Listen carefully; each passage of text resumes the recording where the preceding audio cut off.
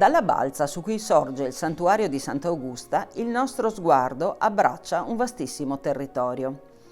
Vi riconosciamo le impronte dell'uomo, segni della vita e della volontà di lasciare bellezza.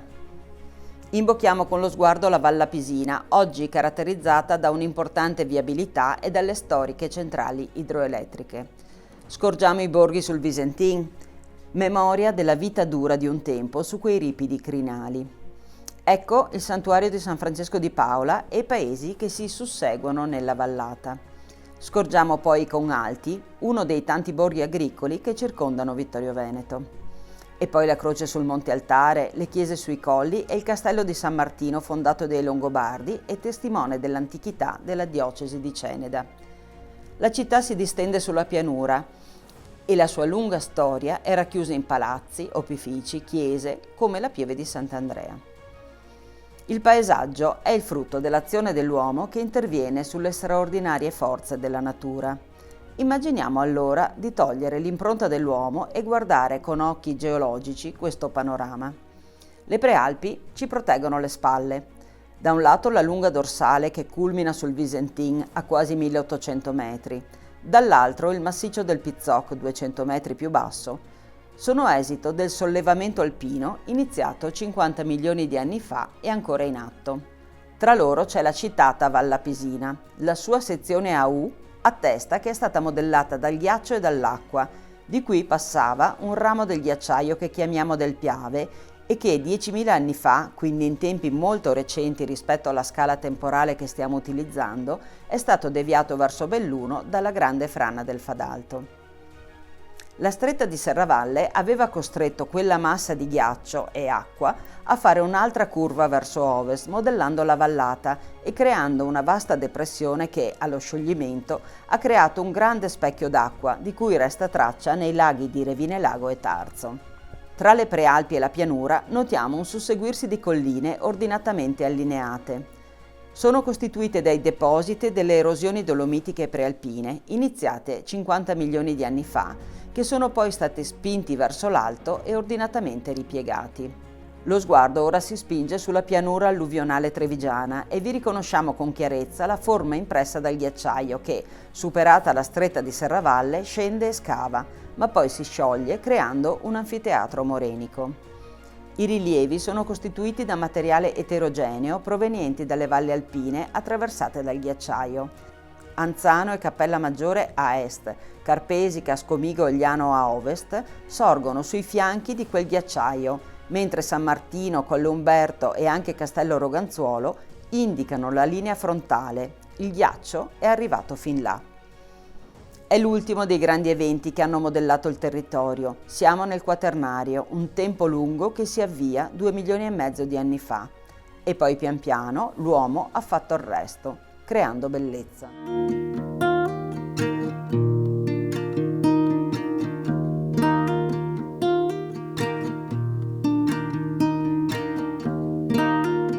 Uno dei percorsi più antichi per raggiungere il santuario di Sant'Augusta è quello che parte dalla chiesa di Santa Giustina.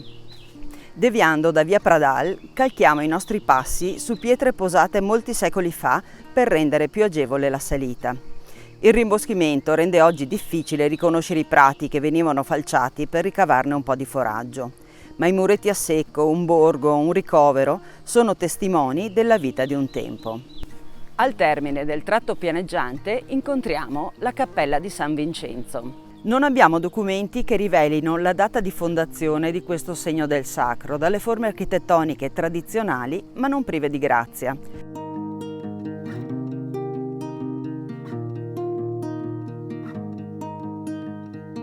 Entriamo nella cappella e scopriamo che questo è un luogo anche delle memorie familiari. Questa cappella apparteneva alla famiglia di Giuseppe De Nardi, detto Iona, estintasi alla metà del Novecento.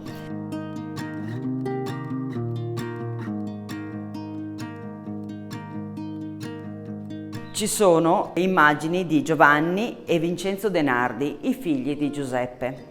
Il primo era sottotenente dell'8° reggimento dei Bersaglieri, era nato a Vittorio, non ancora Vittorio Veneto, il 2 novembre 1889 e morì in un ospedaletto da campo vicino a Cormons il 10 giugno 1915, durante la prima battaglia dell'Isonzo. Morì prima di compiere i 26 anni e l'Italia era entrata in guerra da solo 18 giorni. Un'altra immagine ci mostra padre Raffaele Saler, che morì nel bombardamento di Via Caprera del 1945. Vero tesoro di questa chiesa è la pala dell'altare maggiore.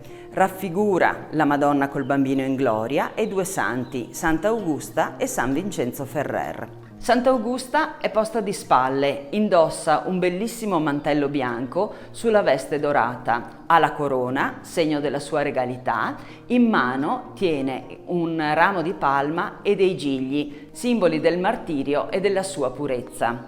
In basso notiamo una bellissima immagine molto particolareggiata del santuario di Santa Augusta, di una cappella e della torre che precede la scalinata di Santa Augusta.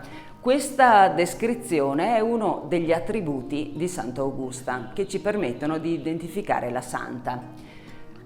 Più in alto troviamo San Vincenzo Ferrer, spesso è confuso con San Domenico, santo con cui condivide l'appartenenza all'ordine domenicano e perciò l'abito, la veste bianca e il mantello nero. Ma quello che lo precisa sono due attributi, il fuoco sopra la testa e soprattutto quella tromba che esce dalle nubi, simbolo delle predicazioni davvero apocalittiche che questo santo, nato a Valencia nel 1350, ha fatto nel corso della sua vita. È un santo che ricordiamo perché fu molto attivo nelle predicazioni per ricomporre lo scisma d'Occidente, quella diatriba tra le chiese di Avignone e di Roma che tenne separata la Chiesa per 40 anni.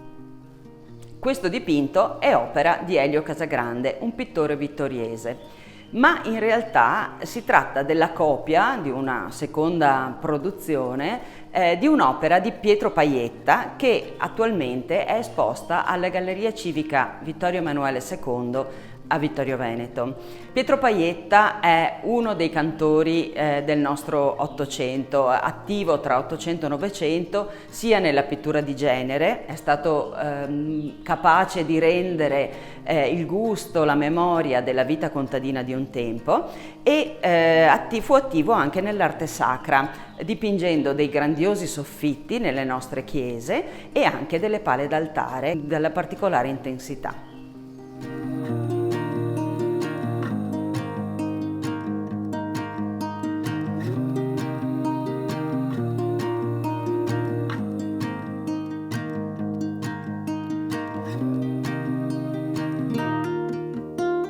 Lasciata piazza Santa Giustina, ha inizio la salita di via Prada al Basso. Basta percorrere un centinaio di metri per raggiungere la Cappella del Rosario, meta ancora oggi di processioni e luogo di preghiera. Il grazioso edificio sacro risale ai primi del Novecento ed è stato oggetto di un importante restauro nel 1975. I toni caldi della pietra si sposano con le finiture ad intonaco color cociopesto. Il portale d'ingresso è delimitato da un cancello in ferro battuto in stile Liberty che permette di scorgere in ogni momento la pala d'altare. Questa è una delicata immagine della Madonna in trono con Gesù Bambino in braccio, in dialogo con una comunità variegata, giovani donne, una madre con un neonato tra le braccia, un anziano inginocchiato. Ricevono le corone del rosario e una ragazza porge alla Vergine una rosa bianca. Sullo sfondo il paesaggio locale, le pendici del Visentin, il Monte Marcantone e la sagoma delle fortificazioni. Il dipinto reca la firma del pittore Giuseppe Modolo. Questo artista nasce a Mareno di Piave nel 1913, ma la sua famiglia si trasferisce a Santa Lucia di Piave quando lui ha 9 anni. È il parroco, Monsignor Vittorio Morando, ad affidarlo allo scultore Riccardo Granzotto, noto come Fra Claudio e proclamato beato nel 1994. Questo artista lo seguirà fino al 1933. Con lui studia storia dell'arte, in particolare il Cinquecento veneto, si esercita nella prospettiva e nel disegno. Nel frattempo frequenta la scuola d'arti e mestieri di Conegliano.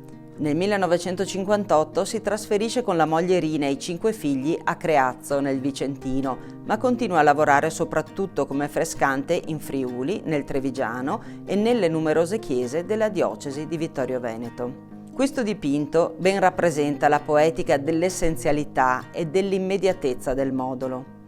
Depura via via l'immagine sacra da qualsiasi inserimento superfluo, sia esso storico o naturale, per offrire in modo efficace una comunicazione diretta con le verità della fede. Ciò avviene anche in termini formali, mediante la riduzione della gamma cromatica in pochi colori puri, stesi a campiture geometrizzanti. Essenziali sono anche le linee della composizione, che convergono sulla gestualità per precisare le emozioni dei personaggi.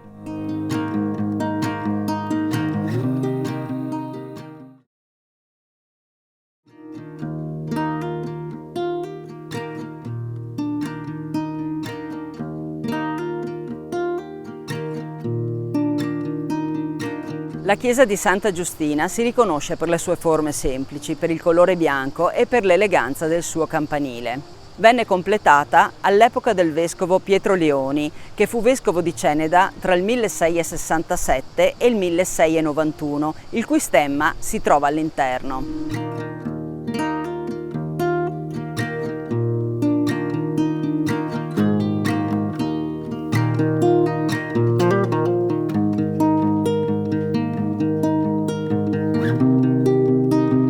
La massiccia cantoria lignea, gli stalli del coro, il pulpito e soprattutto le partizioni a stucco del soffitto ci dicono che questo è stato un convento che non mancava di raffinatezza e di eleganza.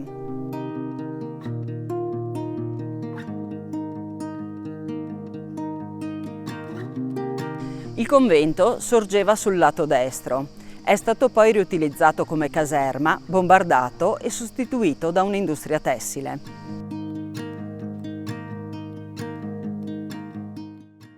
Il soggetto della pala d'altare ci conferma la dedicazione di questa chiesa a Santa Giustina, raffigurata qui in gloria.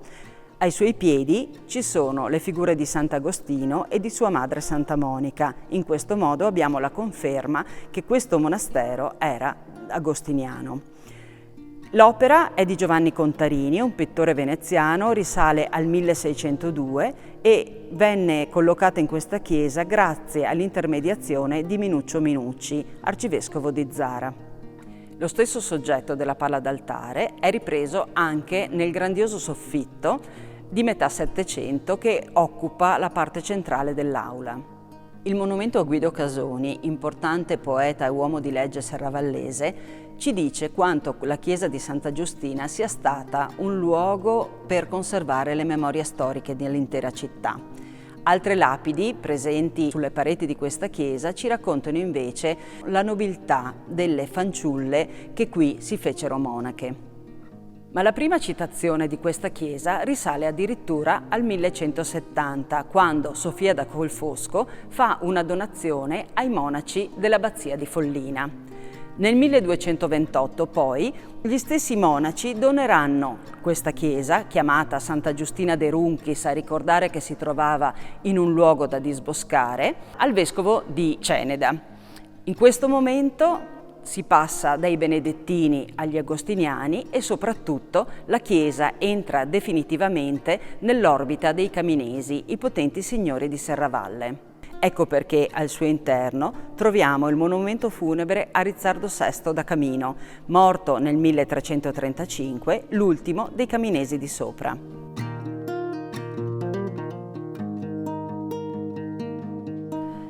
Quattro figure maschili, dai volti dolenti e in abito da parata, portano sulle spalle l'arca del loro Signore.